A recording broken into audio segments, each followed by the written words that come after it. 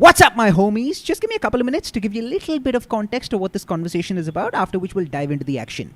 So I recently got together with a couple of my friends from Georgia Tech to have a really fucking casual conversation about our experiences studying in America.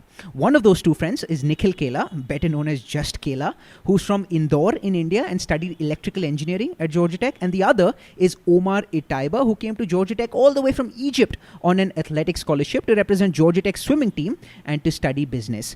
In case you're wondering if Omar knows Mohammed Salah, yes, he fucking does. Anyway, we were supposed to just talk about our experiences as international students in America, but we spoke about a whole lot more. What we loved about studying in America, what we hated about Georgia Tech, whether it was worth the thousands of dollars that that our parents had to dish out, what we would do differently if we could go back to college, our drunken exploits, and how life after college isn't as rosy as it may seem, including a couple of very passionate rants from me talking about all the chutiyap, or in other words, all the fuckery that goes on in the corporate world. If you're looking for a sophisticated or politically correct type of conversation, then this is not your cup of tea. Yes, we spoke about serious affairs, but mostly in a very non-serious and politically incorrect manner. Timestamps in the description in case you want to skip around, but goes without saying that I would want you to watch the entire conversation because I have absolutely no doubt that you'll be entertained. Anyway, enjoy, homies.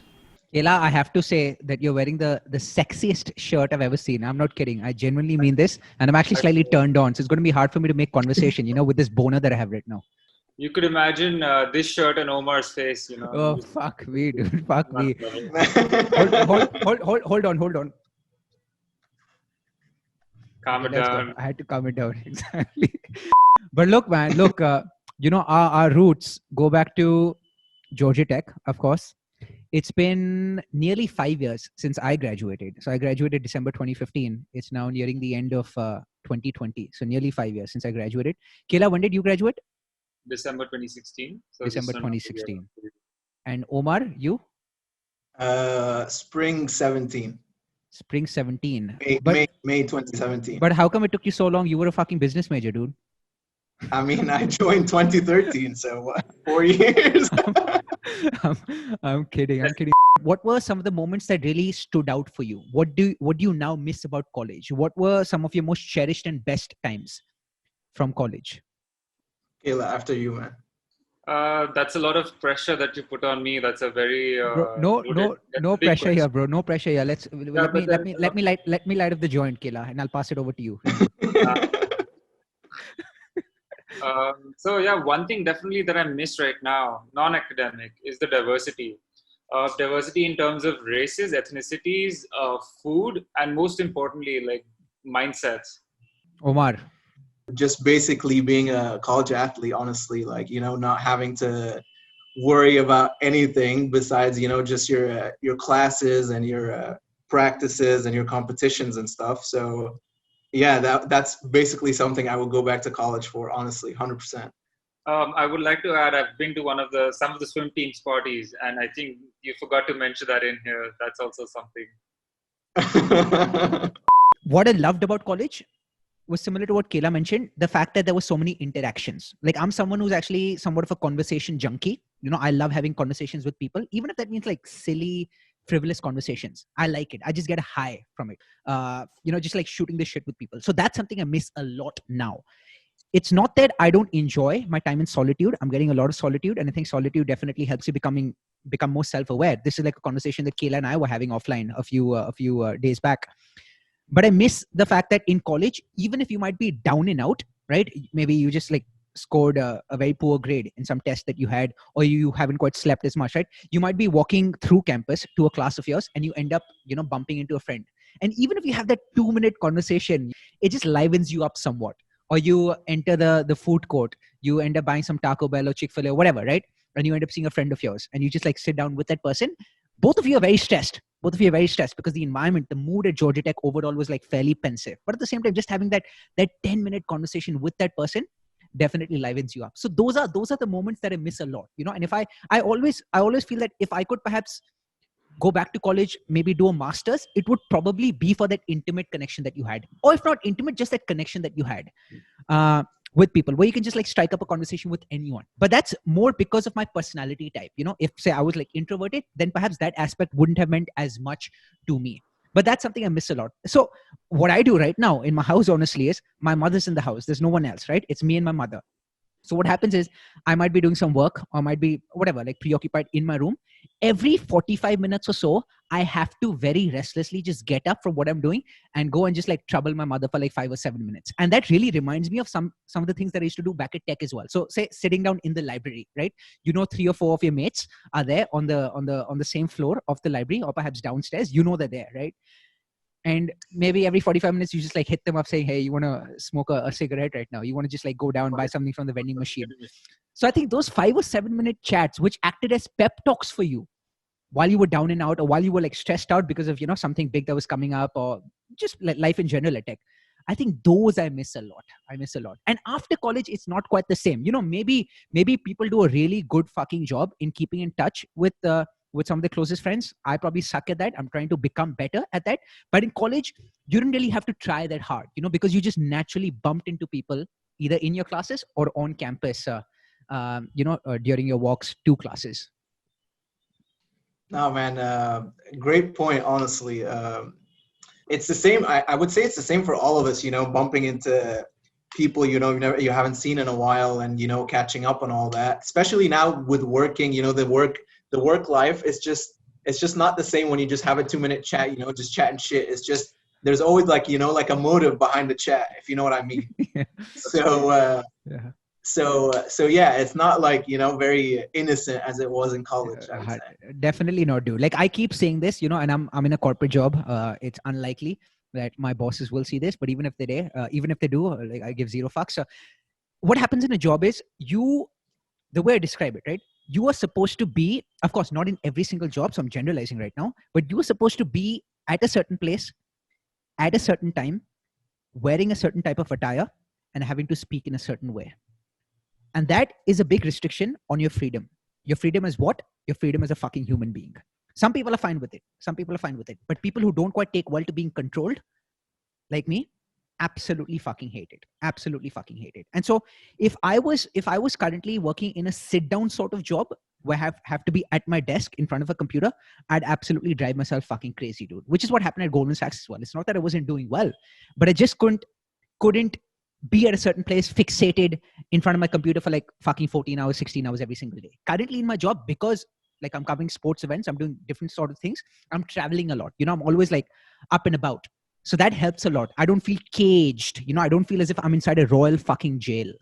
And so that's like, you're right, dude. So I mean, in the corporate world, going back to what you were saying, even if you're having those conversations with people, you're always in the back of your head, you always feel as if, and Kela has experienced it. I mean, now he's doing his family business, but while he was in California working for those 2 years before coming back to India, you feel as if, some other person may have some sort of ulterior motive, or you can't really trust that person completely. And so you're slightly hesitant in what you could reveal and what you can't. So everyone's a bit politically correct. Everyone's a bit more wary of what they can actually say, as a result of which none of the fucking relationships, dude, very few of them are genuine, organic relationships that you have with your colleagues. There's something like a corporate culture, and I've worked at a startup for the first 6 months after I graduated, and after that I moved to I wouldn't say corporate, but yeah, big corporate company. We were the R&D center, so things were a little more chilled out. Being in the Bay Area, it was chilled out, but still there was this, you had to behave a certain way. So without knowing it, you would alter your personality to kind of go in, like fit in, so to speak. You talked about altering your personality, and it's not that people can't do it. I can do it beautifully. I think I'm without trying to blow my own trumpet or suck my own dick, like I feel I can do it better than most other people can. But the only thing is, this quote keeps coming to mind. I'm forgetting who this quote belongs to. I might be butchering it. I don't remember it verbatim, but it's something like, "For what shall it profit a man if he wins the world but loses his own soul?" That, I can alter my own fucking personality and I can end up winning over my colleagues or my workmates, but at the same time, like I won't be true to myself.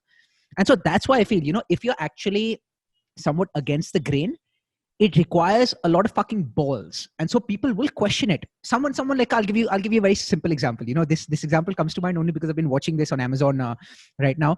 All or Nothing. Kela, I don't know if you've heard of it. Omar's heard of it, definitely. All or Nothing is basically this documentary on various football teams. All or Nothing is a series, and they showcase different teams. So they've made one on Manchester City, they made one on NFL teams as well, and currently they're making one on Tottenham Hotspur. So basically, Amazon's production crew, right, went to Tottenham Hotspur, their training ground, their stadium, to get behind the scenes footage of what happens inside a football club. What's the drama like? What are some of the interactions like the stuff that we don't quite get to see on TV.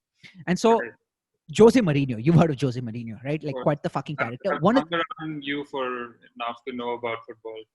Yeah, me and Prashant Bhandari, right? Kela's former roommate. But one of the reasons, Omar, I fucking love Jose Mourinho is because he doesn't give two fucks, dude. I don't know. Maybe I can relate to the fact that maybe I like being rebellious somewhat, and I can see Jose Mourinho being, rebellious as well. So maybe I see commonalities between our personality traits. But overall, I just like people who have fucking balls, dude.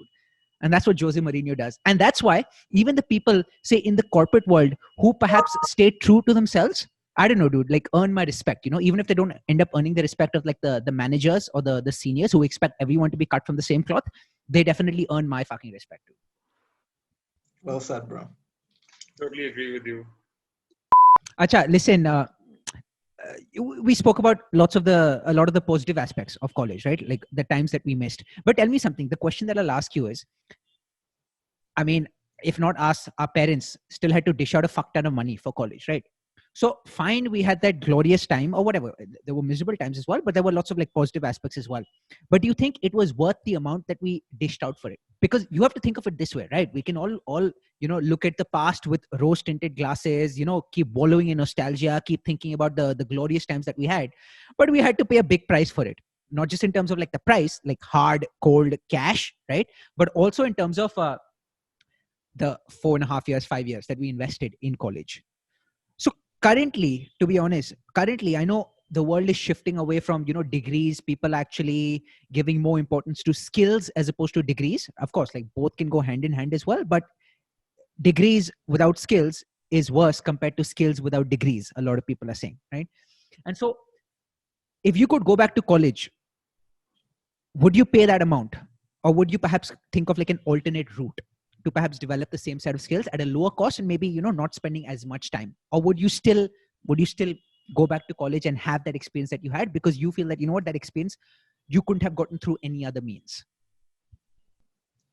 Yeah, so I'm thinking out loud here, honestly. So yeah, our parents had to pay a lot of money for tech, even though I would say maybe my situation was a little bit different because I had an athletic scholarship. But honestly, I would say the skills that I've learned at tech, specifically as being an athlete as well, the mental toughness, no way I would have learned that outside, because that's a skill you don't, like you just don't learn through a course or anything like that. It's just through experiences, that you've been through. And I don't think I would go through an experience in such similarity in a way that would give me that skill. It's just not that easy to get your mental toughness a little bit up and just be mentally tough. It's a tough skill, honestly. Look, that's a good point. Like, I don't know exactly. I was never an athlete in college, far from one.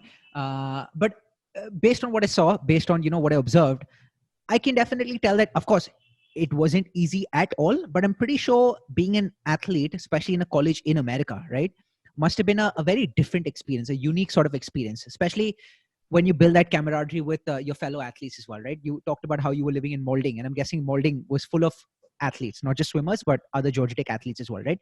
So having that close sort of connection. Kela earlier alluded to the fact that you guys had the best of parties, but I'm guessing you guys probably had the best of parties only because you guys had the best of bonds, right?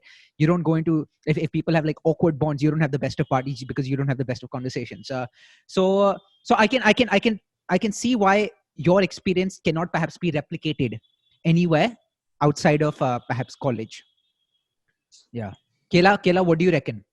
No, so definitely what Omar said, if you just talk about skills, sure, you could just open a textbook and learn things yourself. So, but that's not what you go to college for. If you are going to college for that's the only reason, and to get a job. There are other ways that you could do it, and cheaply so. But don't you think, Kela, I'll stop you there. I'll stop you in your track. But don't you think, and I might be wrong because I don't quite know what the alternate reality looks like. I always feel that Georgia Tech prepared you really well for a job, but it didn't Exactly. quite fucking prepare you for life, dude. I feel there's a distinction, because if you, I don't know, I just feel as if maybe it's the same at any engineering school, and it shouldn't be singling out Georgia Tech. But if you're always fucking stressed out and flooded with this work that's coming your way every single time, there's no respite, no breathing room, no time for you to take like a chill pill, apart from perhaps maybe the weekends, Friday nights, when you just like, drink all your misery and your sorrows away. How can you actually, I don't know, just have like time in solitude, think about life, think about where you're headed, interact with other people, have conversations such as these with other people? The only proper conversations that we had were like probably like drunk conversations, dude. And maybe, who knows, maybe people were just much better than we were at managing their time. Maybe we were like, drinking our wits away during the weekend, as a result of which, Monday through Friday was hell for us, because we had to make up for all the lost time during the weekend. But I just feel as if, instead of actually teaching us, stressing so much on the fucking technical aspects of engineering, right? Teach us engineering. I'm not saying don't teach us engineering, but maybe just reduce the workload a bit, such that the time that opens up can be spent wisely when it comes to, say, socializing, having conversations, or just in solitude, relaxing a bit, trying to figure out where you are in life. Anubhav, so I mean, I know our experiences were similar in some ways, but we were, you were the guy who's always busy. You were trying to get the perfect GPA. You were involved so heavily in extracurricular activities like your finance club and even within ISYE.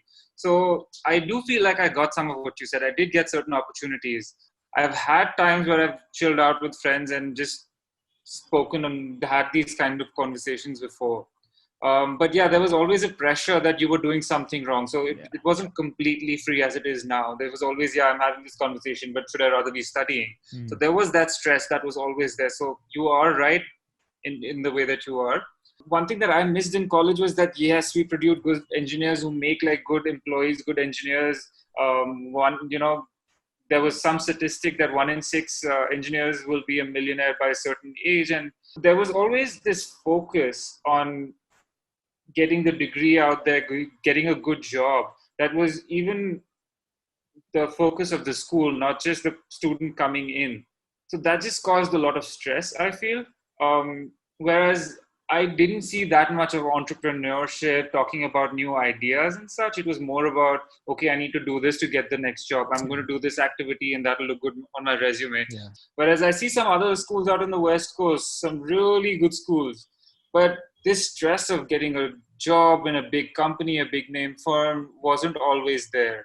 And I'm not saying that's a bad thing. It can be a great thing for everyone, but there should be enough freedom for others who are not supposed to be following that path to kind of explore that and not feel left out. I certainly felt left out because I knew I would want to start something of my own at some point, or, do something else and not just work a corporate job for the next few years. So I did feel that I didn't have that kind of freedom and I didn't get that kind of nourishment from the environment that I could explore that path. So yeah, there's definitely a bit of that. Exactly. And Omar, would love to get your thoughts as well, because look, Kela and I spoke about, what our sort of mental framework was like. The fact that we were perpetually stressed, if not perpetually stressed, as Kela pointed out, even if, say, we were indulging in, recreational activity, we felt as if, oh, you know what, there's a fucking knife hanging above us. There's something that's coming up. Did you feel the same way as well? And of course, to each his own, to each own. Different people react to pressure differently. Some people thrive in pressure. Some people actually find pressure to be very claustrophobic and debilitating. But what was your take? What was your mindset like during college? Because if I had to sum it up, right, sum up what Kela said and, give you my thoughts as well. It was the norm. The norm was always being under pressure. And there were pockets of small bursts, when you didn't feel under pressure.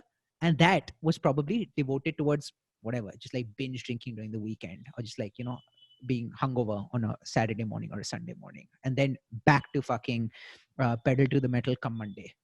What was your mindset like in college? How was it? So usually how it was for us is, it was the same. And I would say we would add another layer, which is athletics, basically, because you literally need to have like a minimum GPA in order to be able to compete. And if you didn't have that, then your scholarship would get affected, right? So you'd have all these things in the back of your mind.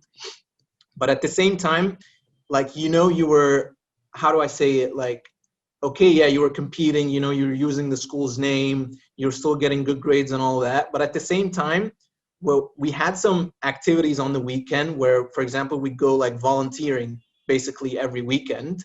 And, like, let me just give you an example of one day when we go volunteering, for example, we go, okay, we go and meet some little kids either in camp or in sorry, not restaurants, in hospitals. And you spend the day with these kids, hoping to try to inspire them. And usually what just ends up happening is you as an athlete, you get inspired rather than you inspiring them. You see what I'm saying? Usually the other way happens. And when they say they look up to you, you realize that, okay, college athletics in a way is not just about you anymore. It's, you're making an impact on these people's lives. So small things like that are, I would say, what kept us as athletes pushing. And at the same time, we're all thinking about, because we know athletics are not forever, right? Like, this journey comes to an end sooner or later. So we were all worried about a good job, getting all these good grades. But it was all like a package deal, if you will. Like, okay, yeah, we were stressed, but we knew, okay, mentally, okay, we can handle this because we've been doing it for a while. And, like, you just look at the positives kind of thing. That's the athlete's mindset there, the champion mindset of an athlete. Yeah, man. Kela, now that you mentioned that, Anubhav, this is like a mindset that you had in college. And of course, a lot of people had that mindset. But it is definitely, based on what you said, based on what Omar said as well, it is definitely a function of the person as well, right? Like what his or her goals are. And so, to be completely honest, now that I think about it, given the fact that you knew there's so much on the fucking line, right? In terms of what your next job could be, how you can embellish your resume, the fact that your parents are investing whatever, like $45,000 every single year in this. While that definitely acted as a catalyst, incentivized you to work harder, it also sometimes maybe caused unnecessary stress. And I'm not speaking generally. Maybe it just caused unnecessary stress to me, thinking that, oh, you know what? There's so much money on the line right now. This is what my parents are doing. This is the sacrifice that they've made, right? To 100% fund my entire college education. So I have to make the most out of my experience, which definitely helped me in many, many ways. One of the reasons why I felt I became more comfortable coming out of my comfort zone in college was only because, look, if I don't come out of my comfort zone and, like, interact with the diverse environment around me, as you had talked about, I would feel as if what was the difference between this college experience and the college experience that I could have gotten in India, right? And so you somehow felt that, oh, there's a fire under your belly, under your butt. You have like 4 years, 4.5 years, 5 years, right? And you have to fucking make the most of it only because, your parents have invested a fuck ton of money. But then sometimes that can also paralyze you. Paralyze in the sense that cause unnecessary anguish, cause distress, only because you start taking life way too seriously, which I felt I did. And so if I had just treated that as a novel sort of experience, as play, of course, easier said than done. And perhaps in hindsight, I can say this easily, then maybe I wouldn't have been all that stressed out all the fucking time. But one of the reasons why I feel I had that mindset, and a lot of other tech kids had that mindset, is because not just at tech, in college, dude, in college in general, I feel that you are lauded for a very small set of metrics. What is your GPA? What internships have you done? What full-time offer have you secured? What clubs or societies are you the president of? Or what leadership positions you have. That's what you're loaded for. But no one calls you out for the fact that you're a 92 kilo alcohol guzzling motherfucker. No one calls you out for the fact that you're smoking weed every Saturday, every Friday, or just taking a hit after you come back from a long day of classes or a long day of work. No one calls you out for the fact that you're living a very extreme lifestyle where you're barely fucking sleeping, but you could be living a much more moderate lifestyle if you didn't fucking spend all your weekend being drunk and hammered and hungover. No one calls you out for that, because at the end of the day, what people see, your grades, your extracurriculars, your resume, what jobs have you lined up for yourself? And as long as you've taken care of those fronts, then you're considered to be a fucking saint, someone, people should look up to. But I feel that's a very narrow way of looking at an individual or even a college student. Because at the end of the day, if college is actually preparing you for life, you have to think of things beyond just your fucking academics and extracurricular involvement. You have to think of, okay, are you taking care of your health? Are you hitting the fucking gym? Do you have healthy relationships with people on campus? Or do you barely have time to say hi to anyone? Are you content? Do you have peace of mind? Or are you just running from pillar to post? So those factors people don't look at. And maybe I don't blame them, only because, in college, as you guys rightly pointed out, the objective is to just get a good fucking job. And whatever helps you in that direction is fine. But I think we have to think broader as well. Okay, am I being prepared for life after college? And a big part of your life is your health and fitness, your balanced routine, your balanced life, which I definitely think took a toll, at least for me, in college. Even if I was taking care of all of those things, if I had the extra time, maybe I wouldn't have made the most out of it because I wasn't in that state of mind. I mean, I'm 26 now. I was 17 when I started tech.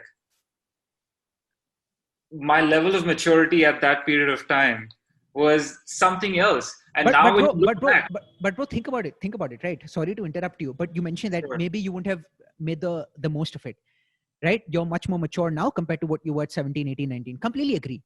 But I'm guessing if you had that downtime, if you spent time in solitude, right? Or if you just had time to fucking whatever, like do whatever the fuck you wanted to do, as opposed to feeling that you have to, do this from start to finish every single day. Maybe that would have taken you to the level of maturity that you have right now much faster. Possibly, quite possibly. But I feel like it has been a journey so far. And there's things I would have done differently, of course. You learn from your mistakes, at least you try to. That's always going to be there. And you could have always done something better. But here I am today, and I will not do over the experience. Like, it has shaped me a certain way over all these years. And that's who I am now. 100%, dude. And Kela, don't change yourself. I love you the way you are. Omar, you've been smiling like a wily fox. I'm pretty sure you either have something to say or you've been watching porn and not listening to what we've been talking about. No, man, no. I've been listening. You mentioned something regarding, like the resumes, and what internships you've got, how many job offers you have, et cetera, et cetera. But I guess that's just the way society looks at it, right? Because you joining a firm, as a new grad, what would they look at? Why would they care about, the balance of your life or anything like that? They just care, okay, are you open to new challenges? Can you adapt, et cetera, et cetera? How are you going to fit with my company? Because then you're going to make me money, for example. And then that's just how they look at it, right? All these big companies. So really, it's not a metric for them that they look at, I guess, your lifestyle or how healthy you are. It's just usually it's a personal thing rather than a professional thing, if you know. Yeah. Well said, dude. And I think it's a personal thing, as you rightly mentioned, and you don't necessarily owe it to the company that you're working for, owe it to someone in society, or owe it to any outsider. You just owe it to yourself. But maybe in college, you don't quite respect yourself as much as you perhaps respect some of these vanity metrics, or maybe it doesn't mean as much to you, right? It's only through maybe some of the trials and tribulations that you've gone through in life, right? Maybe through your corporate job that you don't quite enjoy, or anything, you realize that, life isn't quite as rosy as I thought it would be after graduating. That's when you perhaps start digging deeper to find the answers, as fucking cheesy as that sounds. But through that self-awareness, right, you start understanding that at the end of the day, if I want myself to keep ticking every single day, I have to do it for myself. I have to fulfill my sense of purpose as opposed to some external source's sense of purpose. And then you start realizing that, maybe some of the factors that we talked about, there could be other factors, to each your own. But whatever, health and fitness, or whatever means a lot to you, right? Those start becoming non-negotiables. Whereas earlier, you felt as if, just like fucking pulling all-nighters in the library, chugging Monsters all day long, or Red Bulls all day long, just Coffee. beating myself to death over, say, a bad score or a bad test grade, right? Those were the inevitabilities, or those were the constants in your life.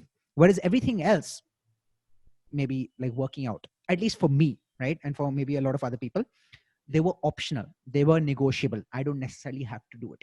But now I think my mindset has changed, where even if I am stressed out because of, say, a lot of work pressure that I have in my corporate job, or whatever external commitments I might have, I am making sure that at the end of the day, I am giving the most time and attention to myself as opposed to anyone else.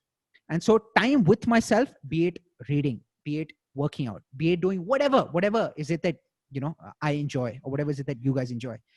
I think that has to be a non-negotiable, and everything else, all your external commitments, have to work around those non-negotiables. It was the other way around in college and during the first few years of entering the corporate world. And so I think that shift in mentality hasn't been easy, because I've also been a people pleaser all my fucking life. And so I feel as if, if I'm actually giving more time and attention to myself as opposed to my boss, who might have this request from me, I might end up displeasing her.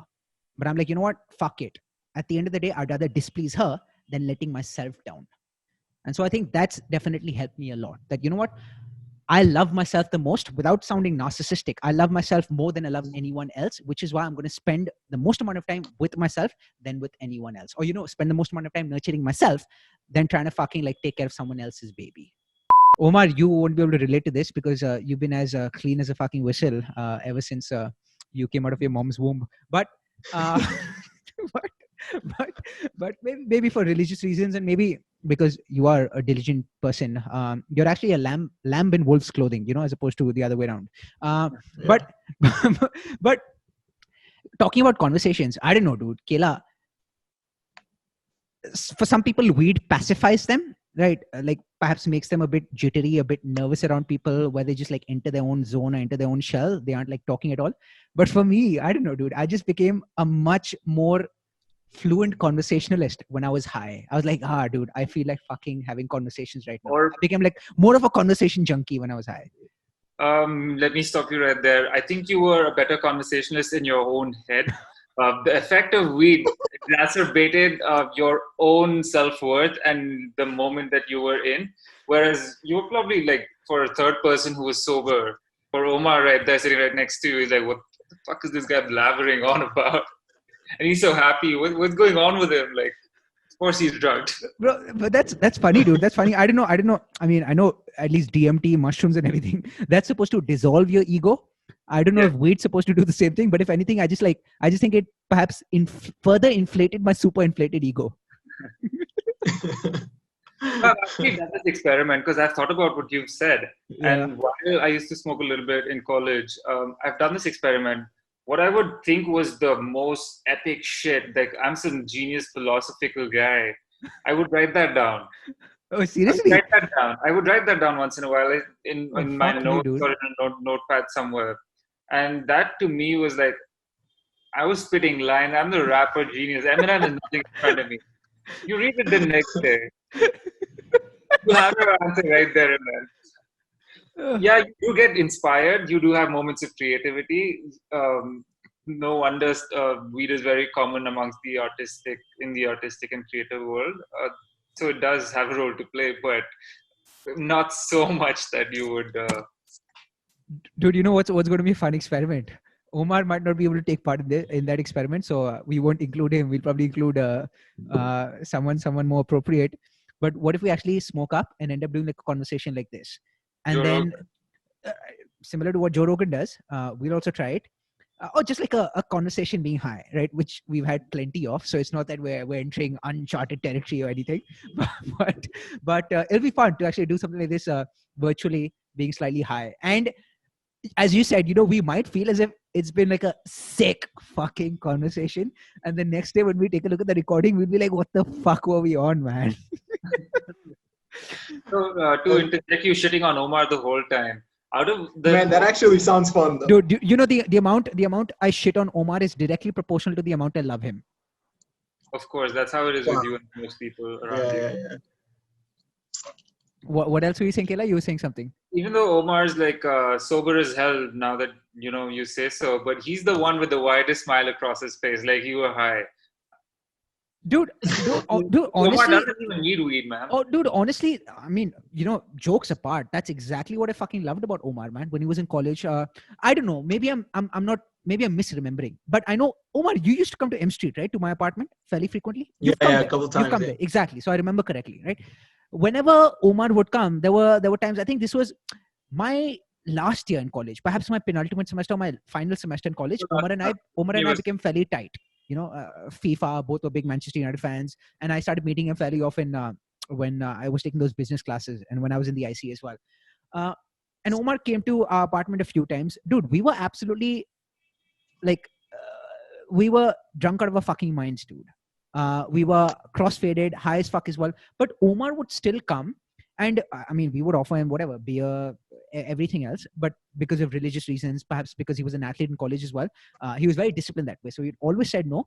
But as opposed to thinking that that's a constraint that's actually holding him back, that's allowing him not to have fun, he was still, whenever we went out to the Buckhead bars as well after that, he was probably still the chirpiest there, still interacting with lots of people, speaking with girls, speaking with us, like, grinning year to year like he is right now. And so I fucking love that about Omar, dude. A lot of people might think of that to be a constraint. Like, sometimes you might be vegetarian for religious reasons and you can't eat meat because religion, but it doesn't make sense to you otherwise. And so you feel as if, fuck man, I'm unlucky, I'm being deprived of this. But Omar never acted as if he was deprived of that. And so I love that fucking spirit that he actually showcased.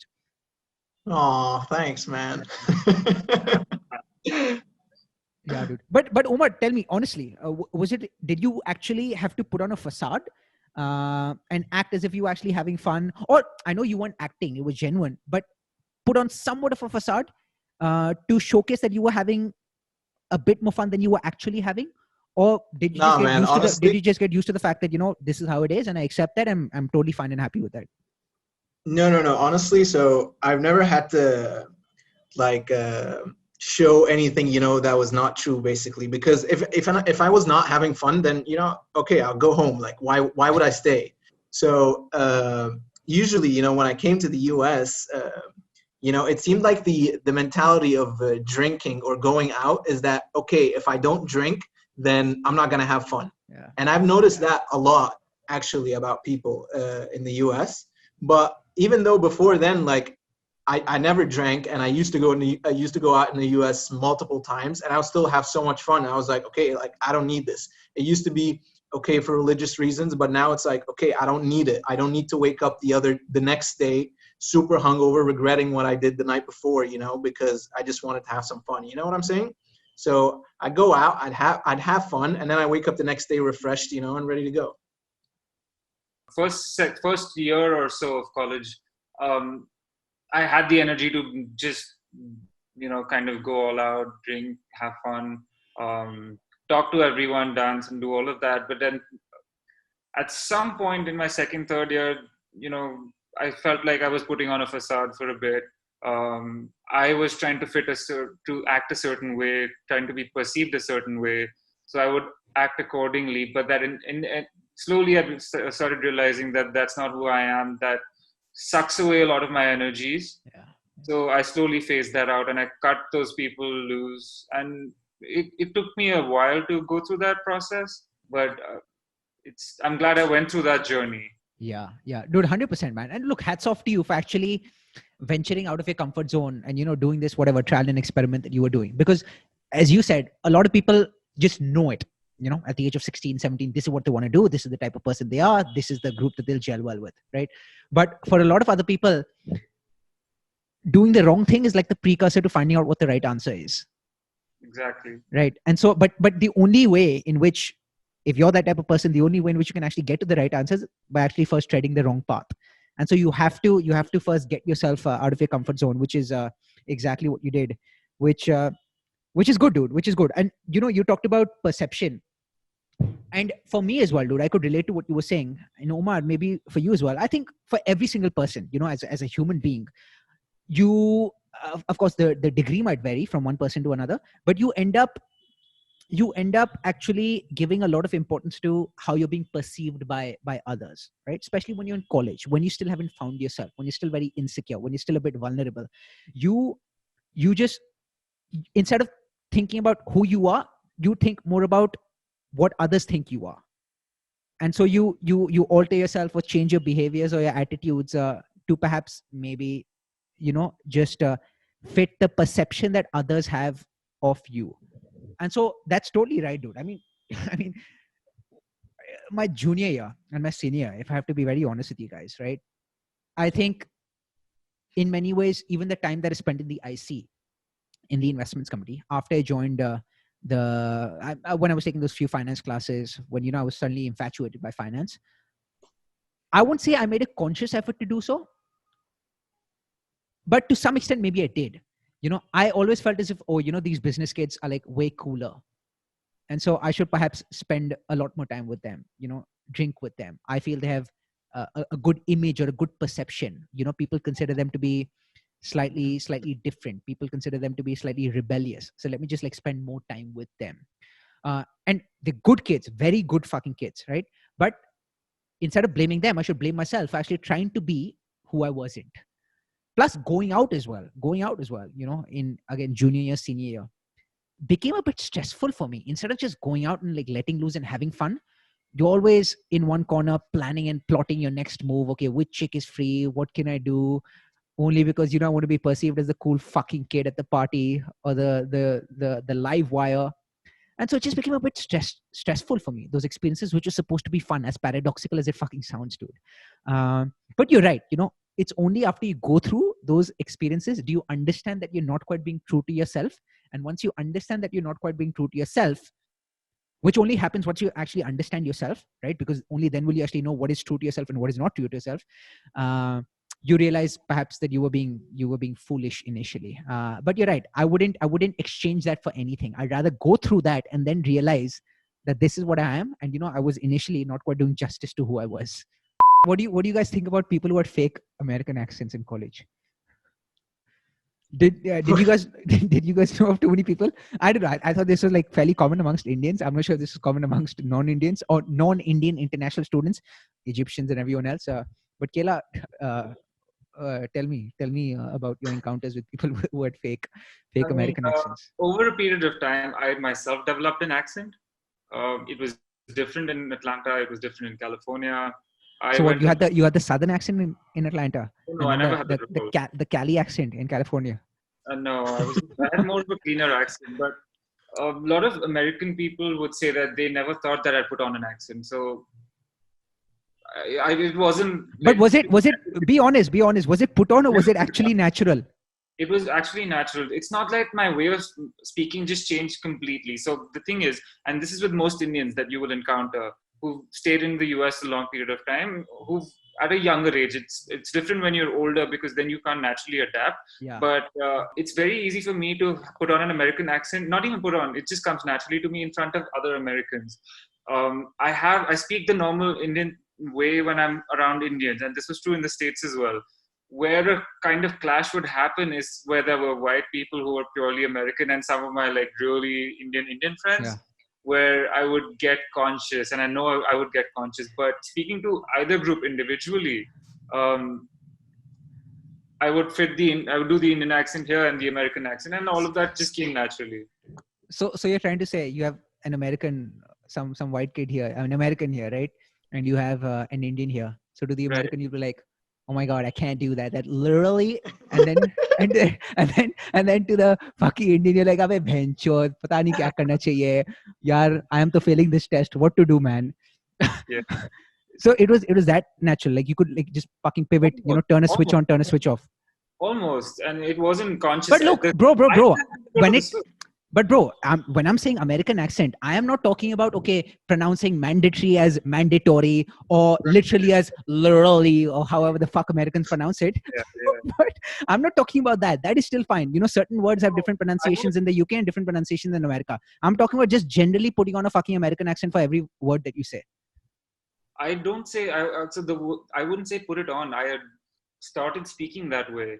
Yeah. For me, so again, this comes back to my personality, is that for the longest time have been a sort of a people pleaser. Yeah. Yeah. And for me to kind of assimilate in a new environment, Yeah. an Yeah. unknown environment, Yeah. is to be like the other people. Okay. So I Understood. would try and fit in that way. And that happened subconsciously. It still Understood. happens to an extent, but I can catch it. I can understand. I can see myself try and do that. So I've learned to stop it if I need to.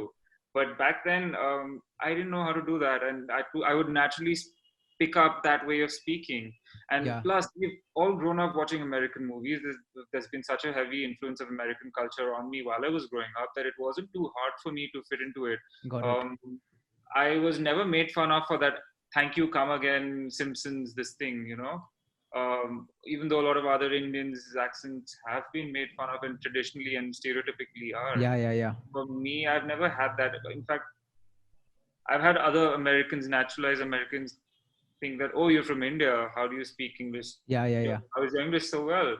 I mean, there's two ways to think about that, but for me, it happened naturally. Bro, it's very funny. It's very interesting, actually, I should say, that you mentioned that. And Omar, I would love to get your viewpoint as well in a bit. But, you know, if I had to think of my experiences, maybe because I was so confident in my communication skills in college as well, I felt as if I can fit in by actually standing out, if you know what I'm trying to say. I always loved it. I always loved it when someone told me, "Oh, Anubhav, I like your accent. You speak very smoothly. I like your beautiful Indian accent. It's different compared to, say, like the stereotypical Indian accent that you're used to." And so I would, in fact, do the opposite. I would bend over backwards to make sure that I was fucking putting my Indian accent on display, as opposed to trying to fit in by having an American accent. And I can totally understand. I can totally understand why you would want to perhaps fit in by speaking like them. But I just felt as if, you know, this was like an asset that I had, like a lethal weapon that I had. And so I could perhaps stand out because of my unique style of speaking. And that's how I would fit in, by standing out, you know, by again, not trying to blow my own trumpet, but I felt as if, you know what, I would rather be cut from a different cloth and people think that I'm bringing something different to the fucking table, as opposed to being cut from the same cloth. Not saying that same cloth is bad. I'm not looking down upon it, but that was just like my mindset. That was just different. And I always felt, and again, I might be totally wrong here. Like, I don't know what the science of speaking is like. Steven Pinker's written a good book on language instinct. You know, maybe that book has the answers on it. But I always felt as if you've spent 18 fucking years in one land in India, you've been born and brought up there, and you've been completely surrounded by Indians, I feel, unless you actually make and this might be an unpopular opinion, so feel free to disagree. Unless you actually make a concerted and conscious effort to change your style of speaking, I think even if you spend 5 years, 6 years, 7 years in America, I don't think your accent can really change. If you spent like the most impressionable years of your life in, say, another country, say in India, the first 18 years, which we did spend in India. So my take on it. But of course, I can totally understand why you would want to change like the pronunciation of certain words, only because you want to facilitate the conversation and facilitate the understanding of the other person. Right. So I think you've brought up two things over here. One, you say that 18 years, and the other thing you said was the most impressionable years. So for me personally, the 18 years were not like 18 years. Some of the, I would say 15 and onwards was the most impressionable time so far. But impressionable, I meant from the language standpoint, like when you first start picking up the language. It's both for me. It's been both. Yeah. Even my time in the US, the early few years have been very impressionable on me in terms of language as well. And secondly, I have grown up watching Hollywood movies. I've grown up speaking in English with my parents and with my friends around me. So I read a lot. And I don't anymore, but I used to read a lot. Every waking hour that I wasn't studying or playing, socializing, I would read before I went to bed. I would read in the bathroom. I would eat while eating lunch. I would read on the way to school in the bus, during my break time if I was interacting with friends. So I think that has played a role in the way I speak. Fair enough. But you know, the argument that I don't quite buy, which came from a lot of people. Oh, I changed my accent only because my accent sucks. And I want Americans, you know, a lot of people might think that, oh, you know, the American accent is much cooler compared to the Indian accent. Fine. Right. Maybe it sounds more pleasing to the ear, right? But I still feel that your shitty fucking Indian accent sounds more pleasing to the ear than your fake American accent. But I don't know, just my take. I mean, the Brits don't change their accent. But whatever, they might have the same argument that, the British just have like a sexy accent. But the Chinese, I mean, they have an awful fucking accent. They don't change the accent, do they? They don't put on a fake American accent. But whatever. to each his or to each other. Omar, looking from the outside. Yeah. Omar, I'll put you on the spot right now. It's been a very comfortable conversation, but right now I'm going to ask you to come out of your fucking comfort zone. Give us your best fake American accent. You have 30 seconds. Go. Man, so how I'm speaking to you right now, that's my accent. I can't pull hold on. Let me try to pull an American accent. What's up, my American friends?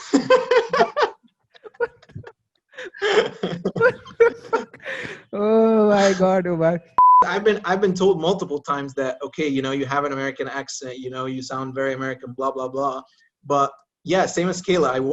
I grew up, watching American movies, but we weren't speaking English that much back home because the main language was Arabic, right? So I don't think you can fake it that much, you can really tell quickly. But some people do fake it. Some people do fake it. And again, but you don't do a good job then. What's your job? Exactly. Which is why it comes across as very fucking sloppy. But there's some people, I won't mention any names, but there was this friend of mine, dude.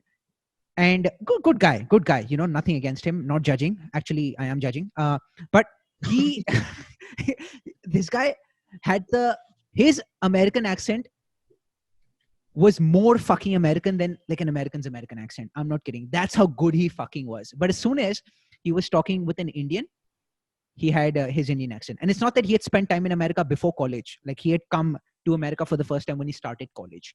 But he also joined a fraternity on campus. So maybe that, of course, influenced him.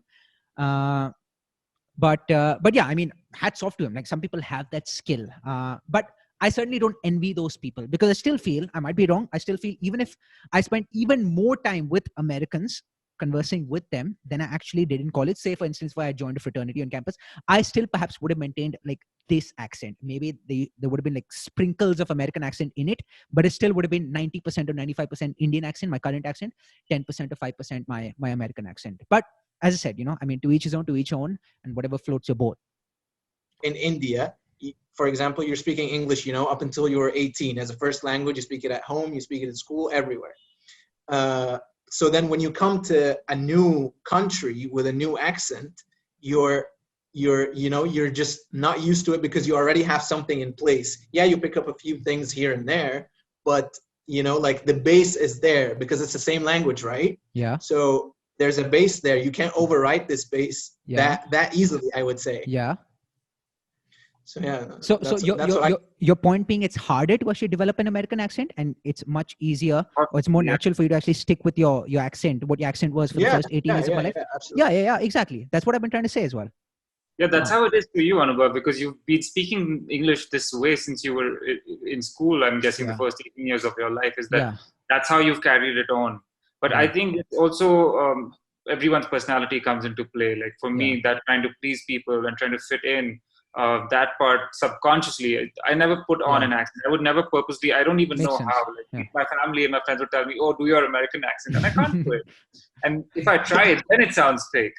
But in the moment, if you heard me conversing with an American or someone who spoke English as an American would, then you wouldn't think it was a fake accent. You wouldn't think I was putting it on. Yeah, you're right. And look, you guys also brought up a point about watching American movies growing up, and that's not been the case for me because the only American movies that I watched growing up were the movies you found on Pornhub, and in those movies there wasn't much talking, there was only doing. Yeah. So, but even the fucking doing didn't influence me in any way. It didn't help me. Anubhav watched a lot of American Pie before coming to US. Anubhav watched American Pie. This is what Georgia Tech was going to be like.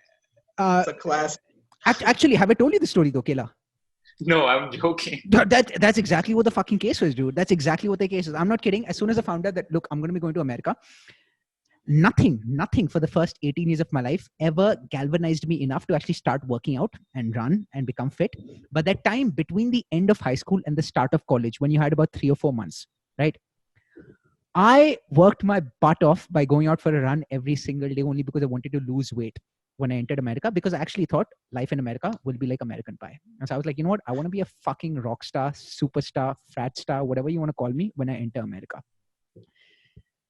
I lost a fuck ton of weight. I was really happy with myself. And I was like, you know what? I am ready to rock and roll, baby. Women, watch out. The rock stars coming from India. Then what happened is, true story. I wanted to keep up the good work and continue the momentum when I entered college. First week of classes, this must have been like the first day or the second day. I think this was the 22nd of August, 2011, if I remember correctly, which was a Monday, the first week of classes. I go to the CRC, the gym, thinking I'm going to actually continue the momentum.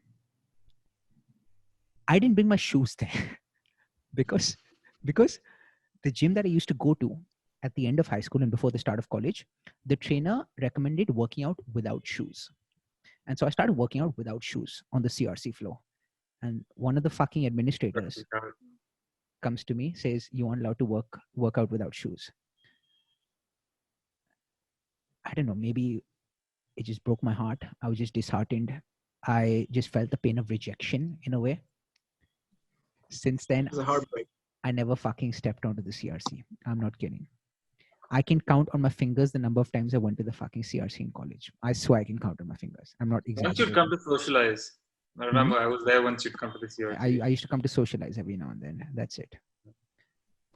But painful story. But I mean, life in America, college in America didn't quite materialize the way I had envisioned before coming to college. That's what I'm trying to say. Certainly did not.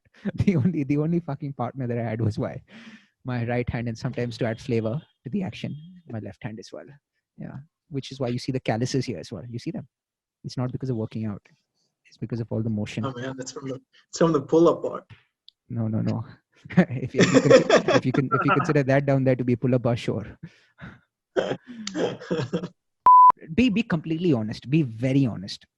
Very honest. You don't have to stroke my ego. I stroke it enough. Did you guys enjoy the conversation? So yeah, me and Anubhav often talk, and we have such like vivid conversations that at least we both think they are, that we really did think that, oh, why are we not recording this call right now? This could be a podcast unto itself. We spend hours listening to like Joe Rogan and some of the other good people online, and what we were saying in our heads really made that kind of sense. So we were like, we should really do this, and that's what gave me the momentum and the confidence to come on. No, but Anubhav, though, I mean, I like it, honestly. It's my first time being involved in a podcast in a way, but I think it's a very interesting idea, honestly. Just sitting down, turning on the mic and just talking. Yeah. And I think like us sharing our experiences, people might find that interesting or helpful in any way. And I guess if we help anyone, then I guess that could be considered a success. Yeah. And not just that, of course, it's a lot of fun from a selfish point of view as well. I just enjoy having these conversations, reminiscing about some of the times that we spent together, what makes us different, what makes us similar. And so if we can actually perhaps, influence others, provide entertainment or provide some value, then that's definitely like an added bonus. But for me personally, this is the first such conversation that I've had. Like, I've recorded a few podcast episodes, but those have been with like celebrities / mini celebrities. And I can tell you hand on heart, that this has definitely been the most enjoyable conversation that I've had personally. Only because even if you're good with people, when you're speaking with someone that you've never met in the past, even if you try making them feel comfortable, there's still that element of awkwardness. Imagine just some fucking celebrity just like pops up on your screen and you haven't met that person in the past. You haven't spoken with that person in the past. You've only heard of that person in the past. So it's hard to actually establish such an organic relationship in the space of 45, 50 minutes. Yes, if I bring the person on for a second episode, then it's definitely going to be different. Which is why this was play to me. This didn't seem like a chore. Some of the conversations that I have with outsiders actually feel like somewhat of a chore where I actually have to prepare, write down notes, do research. And that's fine. That's part of the process. But it doesn't come as naturally, as organically to me as this one did. So hopefully, this is just the genesis and just the start of many such conversations that we have in the future. I think something that definitely helps viewers, even if you think about some of the favorite shows that you like watching, some of the favorite podcasts that you like listening to, right? Familiarity is very important. So familiarity in the sense that if you see the same faces or familiar faces, on a fairly frequent basis, perhaps weekly or whatever, bi-weekly, then you almost feel as if you're part of that family. And so that's why for these podcast episodes as well, while I want to have like a group of people that I bring on, depending upon what the topic is that's being discussed, I certainly want to have like a nice close-knit core group that I'm most comfortable speaking with, and people who can talk about any topic. So it's not that, oh, you know what, if it's football, or this person can only talk about football, nothing else.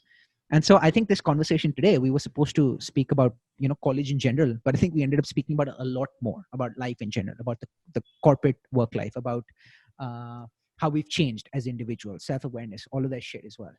And so, thoroughly enjoyed it from start to finish. We've spoken for 1.5 hours now. Didn't seem like 1.5 hours, only because it's a testament to how free-flowing the fucking conversation was.